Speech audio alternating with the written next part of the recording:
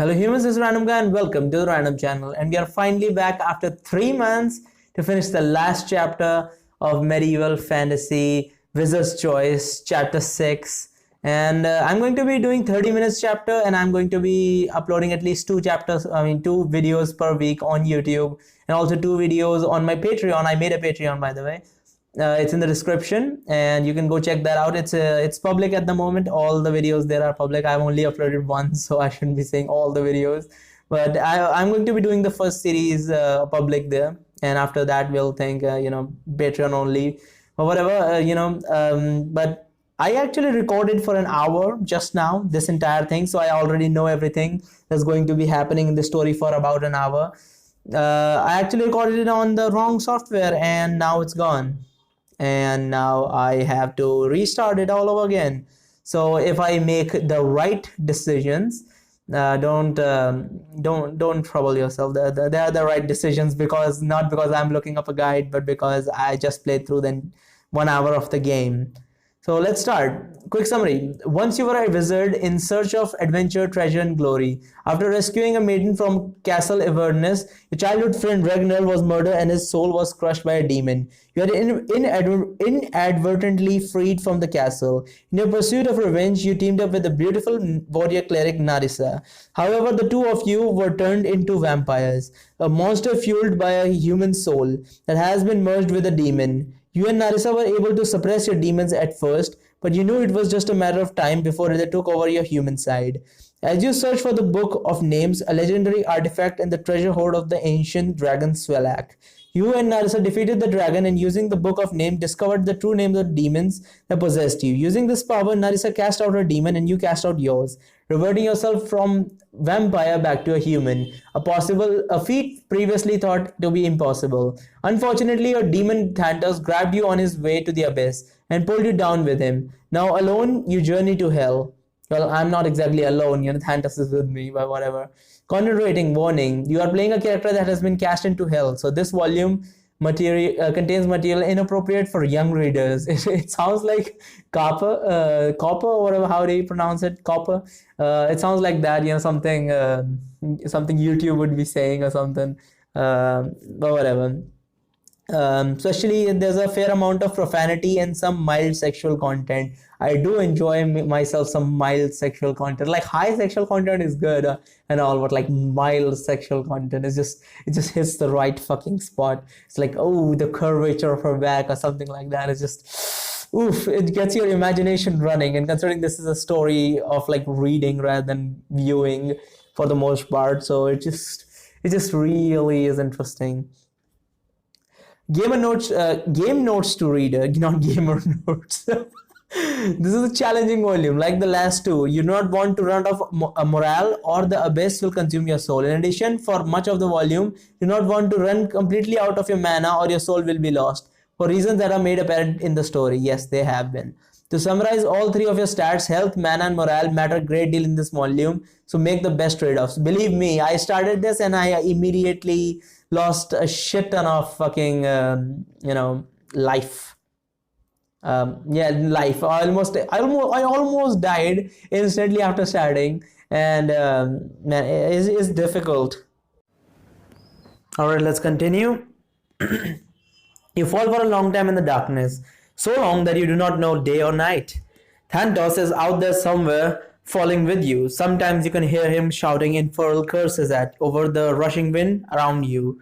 Eventually you sleep, although it is difficult to tell the difference between being asleep and awake, other than the dreams. Thankfully, some of your dreams are about Narissa, and this gives you some measure of hope. Is this what hell is, you wonder? To fall through an endless pit for eternity. As best as you can tell, you're not dead. You are hungry and thirsty. You manage to drink one of your water bottles before losing your grip on your backpack and releasing your provisions to the whistling darkness. As you consider the prospect of slitting your own throat with your dagger, you feel yourself slow down and dim light surrounds you. You land on a worn tile floor. Your backpack and the empty water bottle you dropped earlier lie undamaged nearby. There is a rumble beneath you as though from distant earthquakes. The air stinks of musty death. Unsheathing your dagger, you rise from the floor. You feel woozy from hunger and thirst. Thanatos is rising from the floor too, glaring at you with his goat eyes as he smiles his saw teeth. Welcome to the abyss. He waves at a large window nearby. What do you do? By the way, they landed on a worn tile floor. This is something that was really concerning to me when I was reading it initially. Is that how the hell they were falling for a long time, and then they hit them. I mean, the character must have hit his terminal velocity, and then he hit the ground, a tile floor. He would have like just like instantly smashed into pieces. That's how it should have been. I'm guessing that he instantly slowed down as he was about to hit the floor or something, and then he got up and whatever. So let's see. There's Firebolt. Look out the window and grab your provisions. Last time I did grab your provisions, so that's what I'm going to do again because that is the correct option. In this sort of situation, you must always keep your essential supplies to yourself. Before anything, you decide it will be best to grab your stuff, including your precious spell books. You put on your backpack and then approach the window. Against these dubious surroundings, you rummage through your pack, find your provisions, and wash down mouthful of breads and dried meat with large gulps of water. Thanatos watches you carefully, smiling the entire time. You wonder what he lives on now that he's in his native demonic form. The first thing that comes to mind is not comforting. Your legs nearly go out from under. Legs nearly go out from under you as you look through the window. Stretched out as far as you can see is a writhing mass of corpses, pulling and straining upon thick black ropes. Ropes are attached to the building or city or buildings you are in, and this city is moving, grinding along just under the pace of a walking man. So yeah, this scene is like this. I was pondering about it last time. So the scene is in this manner that the city is being pulled forward. The city is a mass of buildings and floating towers, and the city is being pulled forward using black ropes by a bunch of corpses that are technically claimed souls. As you know, I'm going to read about that as well because that's a little bit further, but we'll get there. But that's the context of it. The city is being pulled forward. Think of it like a giant island, like from the one movie, the Ultron, Age of Ultron. The when he lifts up the entire city. Think of it like that, with a bunch of floating smaller cities like that, like towers, and then being pulled forward using people, essentially. That's what the situation is like. Nerul city. Thanatos lets out a hissing sigh. Of all the countless layers of abyss, we end up here, not by accident of nature. Nerul, by the way, is the goddess that was Thanatos was originally under, I believe, and she is the goddess that chases after her unrequited love and wants to try and go against us because we released one of her demons or did something. I don't exactly remember what we did to piss her off, but essentially she was one of the problematic creatures that we were afraid of, that if we end up dying or going to the abyss as a vampire, we might just get fucked up by her. So we are in her lair, so we might just be getting we might get fucked up by her anyway, but we'll see. Not by accident, I wager. Her vile capital is pulled along by the living dead. I thought it was but a myth, you whisper. Souls enslaved by her conquest, trapped in the corpses of the fallen, says Thanatos. There are not just humanoid zombies down there, but all shapes and sizes of animated bodies. Who does Nerul wage war on, you ask? Anyone she can. Her appetite for souls is insatiable. It is said that she searches the multiverse for a lost love. Every soul her minions bring down, she tastes, just to be sure it is not the one. How long before she tastes us? Perhaps soon, Thanatos says, looking behind you with a grim expression. Alright, let me just take a comfortable stance. Alright, much better. I was wheezing for air because I was just walking around. Let's see. You spin around to see what appears to be a little girl leaping like a massive bullfrog towards you. Her black eyes are large, contrasting starkly from her pale face. Her clothes are rags, and her legs are longer than they should be, and are covered in scabs. Thanatos sprints away from the window towards the side hall. The leaping girl changes course and follows him, making a low cackling sound like an old man laughing. Each of her leaps cover a lot of ground. Then she draws near to Thanatos. She points at him, begins shrieking. The cacophony is so loud that you cringe and cover your ears for a moment. Thanatos runs down the hall a few more steps, with the girl trailing behind him. Thanatos leaps into the air and tries to strike the girl with his scorpion tail, but she easily jumps out of his reach. Still screaming, she twists her head completely around like an owl towards you. Her eyes widen and she smiles.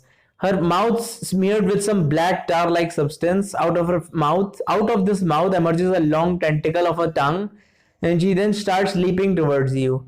This is basically, one of the horror aspect. If I were to compare her to something, would be like one of the daughters of the witches of Izalith. What was the name?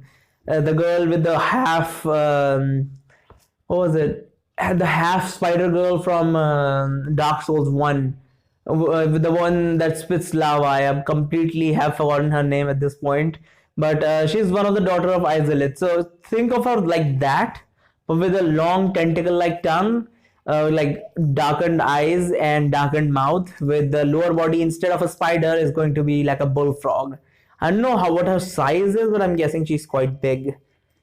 Okay, you run in the opposite direction, down another hall. Compared to when you were a vampire, you feel like you are running through water. You are a sluggish shell of your former demon-fueled self.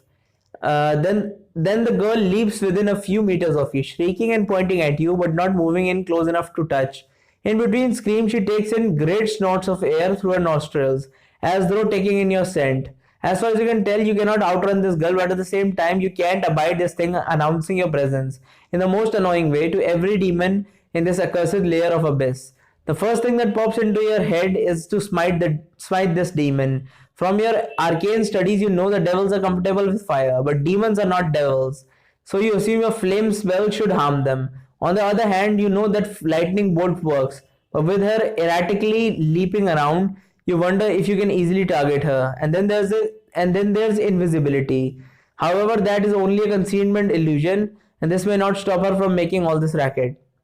So in this situation, last time I did lightning bolt, but I didn't realize that lightning bolt actually makes a huge thunder sound, and because of that, the entire point of trying to stop her would be gone, because even if she is dead, then the huge crackling sound of the lightning bolt will just call in more demons. So that one's not a good idea. By the way, I was last time I was pondering about this, and I would like to talk about this again, considering that recording is gone. Is that in essence, the magic in this game is just really absurd. Magic has always been about imagination and freedom and the understanding of things. In this one, it just feels like the main character is just restricted to a very limited way of using magic. And as we move forward in this chapter, we're going to find out that he is a powerful wizard, quote unquote, but just feels very, very restrictive. It just feels like there's like, even as a vampire, it was much better, considering we had a physical aspect to us. So it was much easier to do and understand these things. But like, honestly, the entire aspect of it is very annoying, to say the least. The way you're restricted with your mana. I think the reason behind all this is that there's no growth. Obviously, compared to the first Wizard's Choice chapter, the life and the mana we get at the start is increased, but it doesn't feel like I've earned it in any way, shape, or form. Like, the mana and the life is not increasing because my character is growing. There's no level up and anything like that. It just feels extraordinarily restricted in the way magic works in this game. Like in other games, in other shows and fantasy settings, they would go like, there's a single spell that you use, but just saying the word, maybe saying some quote unquote arcane words, and other than that, there's talismans and magic circles and various ways to use magic. But in this one, it just feels very restrictive in the way it works. So last time I did lightning bolt, that was a bad idea. So I'm pretty damn sure if I use fan of flame, she's going to die, but she's going to just suck up 4 mana points, and I need mana for later. So I'm going to firebolt and take some life damage instead. I think you miss. As much as you try to anticipate where she's going to leap next, your firebolt simply doesn't travel quick enough or cover a wide enough area to be an effective weapon against this agile little monster. She does appear frightened by the firebolt though, which says the flames are indeed an effective weapon against her. And I had to use mana anyway. Can I go back? There must be like a redo last choice. I have 5 luck, so might as well grab them while I can. Let's do fan of flames this time. I had to do this anyway, and life decrease 1. Considering the little girl's speed, you decide that a spell that scatters flame might be your best bet. As she lands nearby, you lunged forward and outstretch your fingers, shooting a jet of flames out towards her. She leaps away, but she's engulfed in flames. The rag she's wearing explodes. What exactly was in those clothes that they started to explode? I mean, they can catch on fire. I can understand that, but like, why did they explode? And she screams even louder. With her distracted by the flames, you are able to close in on her with your dagger. Dark blood splatters you as you stab her over and over. Unfortunately, she doesn't go down easily and scratches you with her long dark nails. Okay, Thanatos latches onto her from behind with his horrible teeth while stinging her with his scorpion tail. Finally, she goes limp and Thanatos drops her. A snitch, Thanatos mutters, as you both stare down at the gory mess.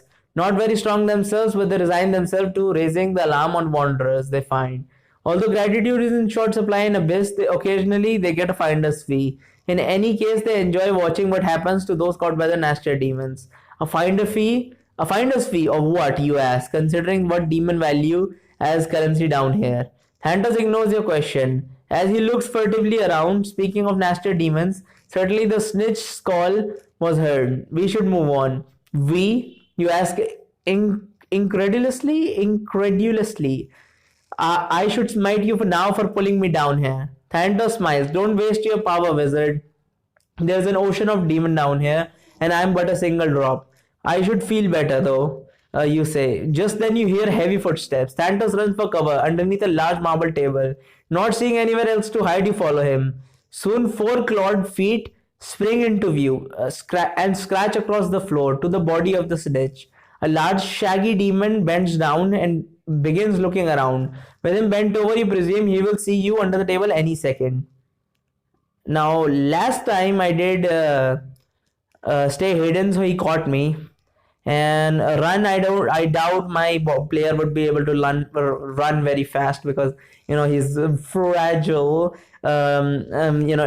fucking wizard body, which I don't understand. Again, that if he was a court wizard or something that just sits on his ass and researches all day, then I can understand, like, he's a very powerful wizard but his physical capabilities are extraordinarily limited. But I don't get it. Like, he's an adventurer, he goes out into like jungles and various dangerous situations. Shouldn't he have like a much better physique? If you were to go into danger spaces every single day, even if you had magic or whatever, you would still want to exercise and get into shape so that you can survive in this dangerous situation in case your magic fails or something. Lightning bolt will again cause huge amounts of sound, so I'm going to turn invisible this time. Waving your hand and whispering an arcane word, you cast your spell. Now that you're invisible, you wonder if you should call the attention of the beast. Perhaps that's what Thanatos deserves. What do you do? I think just sneaking away would be better. Just calling the demon is going to be a pain in the ass to deal with Thanatos anyway. Just sneak away. You sneak off of the table. There is a snort from behind. You look back to see that the brutish demon has turned his shaggy head to reveal a face that resembles a giant goat. Huge bulging eyes with a goat snout dripping a vicious green slime. So far, hell is everything I expected it to be. You think to yourself. The goat demon peers under the table, locks his gaze on Thanatos, and then lets out a tremendous snort and charges. Thanatos dodges away from the table just as it's crushed by the goat demon's fist. He then runs down a hallway with the goat demon not far behind. Perhaps this will be the end of him, you think to yourself with a smile. With a little time left on your invisibility spell, you decide to do some quick renaissance of immediate surroundings. You run down a hall other than the one the demon used. Alright.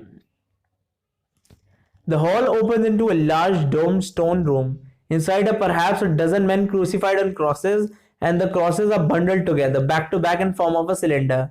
This bundle of wood blood and suffering is hanging from the ceiling by a thick cord. All of this is lit in the greenish light of a fiercely glowing statue, hanging by a cord just above the morass of the crosses.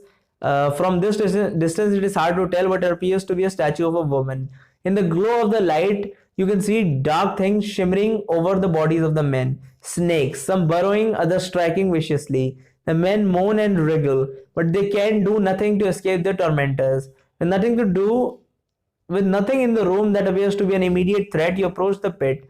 Look down at more snakes, a writhing pool of them. And not just normal snake, but long, ebony black snakes with heads that resemble human faces. By the way, this situation I was thinking, I spent like 5 minutes in the last time I was recording this.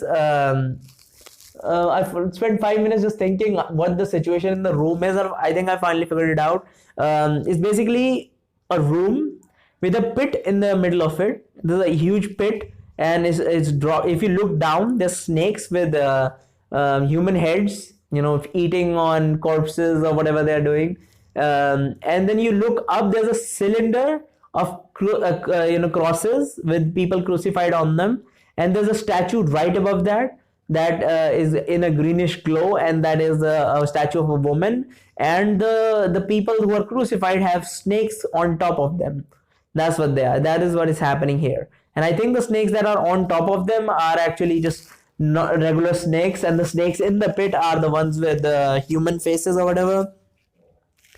Okay. As each drop of blood falls from above, the snake hiss and strike, fighting for the food. From there, you can see that the men hanging above you are not men at all. Though they are humanoids in shape, first of all, these creatures have no eyes, at least none that you can see. Second, the skin of the naked body is rough, with circular rings circling around their limbs. Torso as though they wore the skin of a massive earthworm. So this is either like a fragile armadillo skin, or just as they said, an earthworm.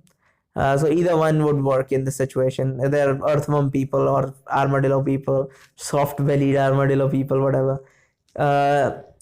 You regard the statue perched above them. Obviously, it is magical and probably valuable. However, considering you're in the abyss, it could be cursed as well. Besides, I do not come here for loot, you think to yourself. Nonetheless, you are a wizard and magical items are of great interest to you. So in this situation, amazingly, I chose every single right option last time. So I'm going to follow the same thing. You talk to the demons. You hail them in the infernal language. Most of them merely moan and struggle feebly when they hear your words. One answers reasonably coherently, although you're not very familiar with his dialect of demonic language. As best as you can tell, he's begging you to either cut him down or remove the statue so that he can die. You think that he asked you what you also think that he asked you what you are, either that or he asked what you taste like. You try to question him more, but he's unwilling to answer unless you comply with his wishes. You decide right off that you're not cutting him loose. It was due to freeing a demon for Castle Avernus that you ultimately got into all of this. Try to get to the statue. As a vampire, this would have been a trivial climb for you, and a little snake venom would be no problem. Now you are not so sure. With a spider climb spell, you might be able to climb up with a bundle of crosses. Climb up the bundle of crosses around the snake before they bothered you. After all, they seem pretty intent on eating meals. On the other hand, there are cords higher up that you could use a jump spell to reach. There are currently no snakes on them. Finally, you could cast both spell, a costly choice, but hopefully the safest. Jumping up the higher rope with your spider climb spell is in effect so that you can stick to the rope and climb it. And this one, I did this one, and the spider climb and jump one. It costed me 3 mana, but it was pretty damn safe, so I'm going to do this again. First, you catch a spider climb spell, and then you back up and run towards the bundle. Just before leaping up, you cast the jump spell and soar through the air. You snatch one of the ropes, spending the crosses. Thanks to your spider spell, you have no problem holding onto the rope, despite your lack of physical conditioning as an inactive wizard. The bunch of crosses shake and some of the snakes fall down into the pit below. You think you can hear hissing curses in feral tongue. These are no ordinary serpents, so you quickly begin scaling the rope to gain some additional distance between yourself and those little fiends. Life increases 7. Yeah, this is the thing that actually intrigued me in this one. You feel a growing heat coming off the green glowing statue. As you approach it, a tingling in your body. Healing perhaps? will be more than healing. It is like an infusion of strength and vitality. The glow of the statue seems to be intensifying. You looked away, down on the crosses below. You notice that the wounds on the crucified demons nearest you are closing up. Ah, that is why these poor wretches won't die. They are perpetually being healed by this. What is this, you think? Now that you are closer, you can make out the details of the statue better. It is a beautiful woman with her arms spread wide as though preparing to embrace someone. Her face is sad. Nerul, you wonder. It is her layer of the abyss, or at least that is what Thantos said. She is miserable for love she has lost. Even now she searches the multiverse for him, destroying everything in her path. If she finds him, would he still love her after what she has become? I'm getting this feeling that we're gonna get caught by Nerul, and she's going to taste our soul, and then she's gonna be like, yeah, he's the one, he's the guy I fell in love with, or something like that. And there's going to be a huge, massive bullshit choice of Narissa, Nerul, or like in between something, and probably multiple endings. There could possibly be multiple endings, or either there's going to be one ending. I would prefer multiple endings. That would be better, because at the end of it you can choose whether you want to go with Narissa or this girl, or do something else, I guess, or something like that. We'll see. These thoughts bumble into your mind as you slowly climb closer to the statue. However, you do not make it far before the healing tingling in your body turns to pain. Like a bonfire, it at first warms you, but get too close and you decide it would be better to quit while you're ahead. Even if you could grab the statue, perhaps wrapped in your cloak, God knows what wards and alarms that might be set off. You climb down the ropes until you're close enough to the floor to jump without injury. Fascinating. You think as you take one look at the statue. The next hallway is noticeably colder, which you hope is a clue that it leads to the outside. Sure enough, soon as you're standing on the balcony overlooking the traveling city, for a moment you think that Drala the witch must have arrived, because there is a tower floating nearby. However, looking over the city, you see that there are many floating towers, not to mention other types of buildings. Most are anchored down by long, thick ropes, while others are arriving and departing as though you were overlooking a busy shipping port. Leaning over the balcony, you realize you're actually standing in one of these floating structures. So this is more like a, how should I put this? It's more like a warship. Like this island, it just feels like a warship. But like, what is the purpose of like the entire ship's purpose is to wage war? I know that, but like, what is the point of the departing towers? Are they also like miniature warships that go around taking over like smaller worlds with like limited combat capabilities or something like that? Rope bridges and ladders are strung everywhere, and the air is dotted with all sorts of flying monsters, demons, you suppose. You have read that the chaotic nature of the abyss is such that demons can never settle on a unified design. The closest thing to a theme on these monsters appears to be animal parts, scales, tails, tentacles, and various heads. However, some cannot be so easily described. You notice one creature that appears to be just a moving mold of dark mucus oozing along on a street below. Are you enjoying the view of my home? The familiar voice fills you with dread. You spin around to see Thantos standing behind you, chuckling. Neville stung, I should strike you down. You say as you step back and ready your hands for a spell. Strike me down, and then what? Thantos shakes his head and points down upon the city with a long nail. You will require a guide if you are to have any hopes of survival, he says. You drag me here, condemning me to this hell, and then you offer your guide services. I brought you here because I can use someone with your talents. He nods towards the bulge in your backpack where your spell book is. Wizards are in short supply down here. Most demons lack the patience and focus required of your profession. What do you plan to do? Sell me to some demon prince to be his court wizard? You ask, narrowing your eyes. No, I just may ask for a spell or two, and then I will help you leave. Think of this as paying your debt, says Thantos. What debt, you ask?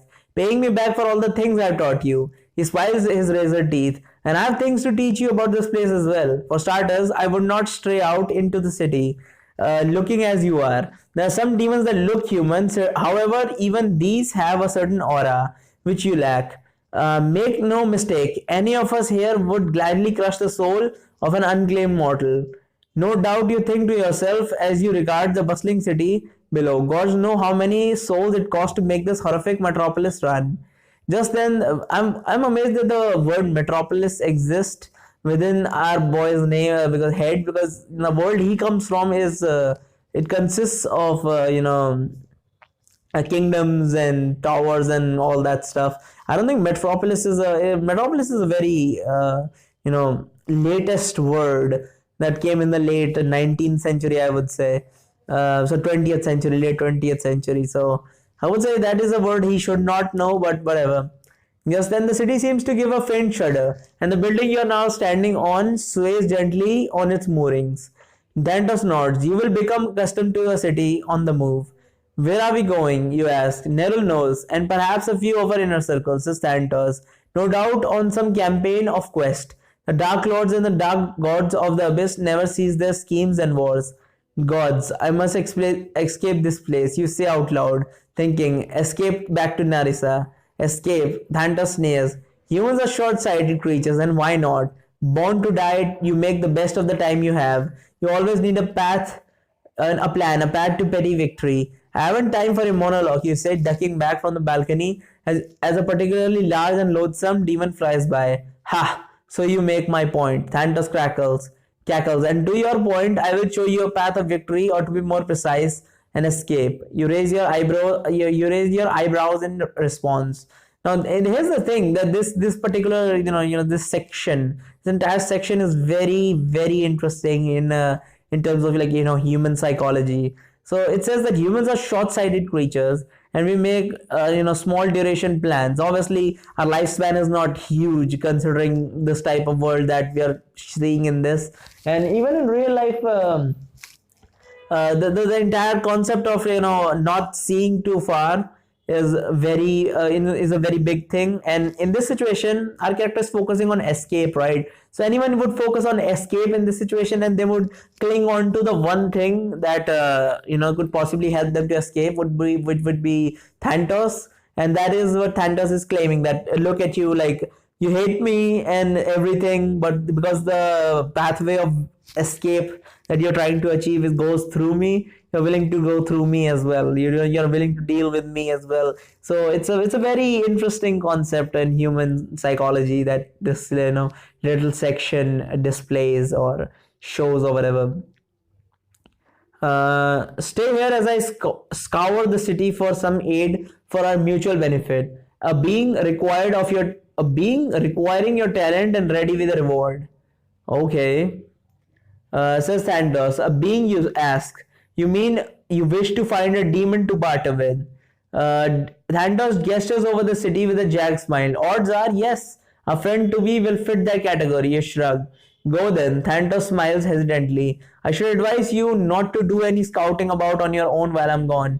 You should not blend in. Yes, you mutter. So you keep saying. Santos then leaps deftly to another nearby balcony, that to a rope bridge. Although you certainly don't enjoy Thantos' company, it is not exactly comforting to be alone here. You step back further into the room. I would be a fool to trust Thantos, you think to yourself. He intends to use me, she said as much. However, can I use him in the process? Your first decision is whether to stay put as instructed to hide. The room you are presently in is bare, except the two iron chairs facing the balcony. The ceilings vaulted stretch far up. There are large statues on the ledges up there. Although in the dim light of the balcony, you cannot see much detail. Still, there might be a hiding opportunity above. With a spider climb spell, you could effectively check it. You could check it out. Alternatively, you could attempt to hide in another room and listen to Thantos to return. But the option includes the risk of running into something nasty. Finally, you could save your power and you could take a seat near the balcony and wait. This room seems safe for the moment, and Thantos did say to stay put. As untrustworthy as he is, he certainly knows this place better than you do. What do you do? I remember this. I did hide on the ceiling. No need to roam about the abyss when there's a perfectly good hiding spot in this very room, you think. Plus, you will have an excellent vantage point for spying on Thantos when he returns. You cast your spell and scale the wall. As you ascend, you notice that the wall becomes gradually dirtier with a type of black ash. You hope this does not leave too obvious of a trail. Getting closer to the statue, you realize that they are not made of stone, but rather they appear to be bone sculptures of humanoids and demons. You stare at the bone statues for a while to satisfy yourself that they are not alive. You then crawl over to the largest of them and squeeze behind it, sharing the same stone platform. You tilt your head just right so you can see through the bones like an arrow slit down into the room below. Rifling around in your backpack, you find your flint and steel and a candle. You one slit, you place the candle atop a bone and fish out the spellbook you took from Svelak, the dragon's treasure room. You then slide the book into the ribcage and balances significant weight on a rib. Soon you're absorbed in your reading and forgetting for a time where you're a thankful thing. Okay. So it's forgetting for a time where you are a thankful thing. Full stop. The book is amazing. Spells of all sorts, most of which are too powerful and complex for you to cast. There are the spells that you knew Spelak favored. I last time said flavored. Spelak favored, including polymorph, the spell he must have used to transform himself into a man and his virgins into rabbits. There is the flesh to stone spell, which he also used on his virgins. There's a teleport which is used to instantly transport you from place to place, and you find the wards he used to protect his castle. After a quick skim, you decide you had better learn a spell now while you have time. Once in the abyss, any tool you can get could be difference between life and death. Polymorph seems like a good choice. Changing yourself or others into something else would be an extremely versatile skill. So you may have an advantage in learning this spell. You saw Swelak use it to transform himself into a man, into a dragon, and his arcane words and movements are burned into your memory. Given this spell and this excellently written spell book, you may have enough. Plus, nothing could motivate your quick studying of the spell more than the dire circumstances you are in. Deep in study, you do not realize time has passed until you feel the urgent need to urinate. At first, you consider urinating off the ledge onto the floor below, although this option would provide some desperately needed diversions. You fear the scent will attract demons and you are supposed to be hiding. You decide instead to use one of your empty water flasks. As you finish nearly filling the flask, you wonder what will you do for water. Perhaps having to later drink my own urine was the least of the suffering in this place, you think. As you contemplate these things, you hear voices in the distance, growing louder. Naturally, they are speaking in feral. You are currently the guardian. You are sure the guardian will allow us entrance. Comes the familiar voice of Tantos. Stop your fretting. Your life away from home has made you soft. Sure, the guardian will allow us enter. Okay. Comes another voice which sounds like metal scratching across metals. It continues. The guardian will leave us be, but we must not linger. As soon as you blow the candle out over the balcony, swoops a demon with massive feathered wings, staining pitch black by some oily liquid that drips upon the floor. The larger demon drops Thanatos from its long fingered claws onto the floor. Thanatos calls out your name as he rubs his shoulder and peers about the empty room. Where is he? The winged demon demands. I told him to wait here. Thanatos shrinks back as the larger demon takes a lumbering step towards him. He is near. He must be, surely. There's a way to track a hellhound. Your master must have a hound. Thanatos stammers. Maybe he is not so stupid after all and has hidden himself well. Or maybe he has wandered off and been taken by another. The large demon says, let us track him. Try at least. He is valuable, Thanatos exclaims. He had better be. My mistress does not relish complications. You will cover our cost. We shall return to Azazel and you will explain this to her. Thanatos groans and then drops his voice to a whisper. We should at least search nearby. Briefly then, this is the house of Mephad. I may have bribed the guardian to get in, but that does not protect us from Mephad or his minions.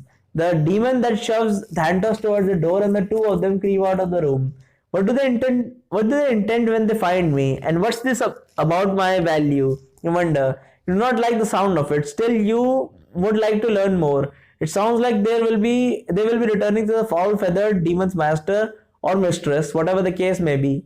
Perhaps you could learn more from them. Should you attempt the polymorph spell now, you could morph your body into a demon. Perhaps even give yourself some wings and claws and other useful tools. The problem is that you just learned the spell and you're not entirely sure you have it right. You would like to practice such a powerful spell before using it in the field. Alternatively, You could wait until they leave to cast your invisibility spell, a spell you know well. You could then attempt to follow them invisibly. Unfortunately, invisibility does not last very long, so you hope that your destination is close. You are not very sure how long the polymorph spell lasts. The spell book is not very clear about that.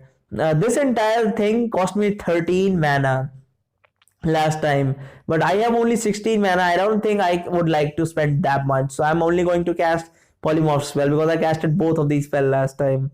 So let's go with just the polymorph spell next time. I'm going to be cutting these episodes short because someone said in the comments that I should make these episodes a little bit shorter instead of making a 2 hour long episode. So thank you so much for watching. There's a link in the description to my Twitter, and there's a link in the description to my Patreon. You can watch the first series for free. That's public, and if you like it, then you can become a Patreon and watch more hentai let's play from me. And thank you so much for watching, and bye bye.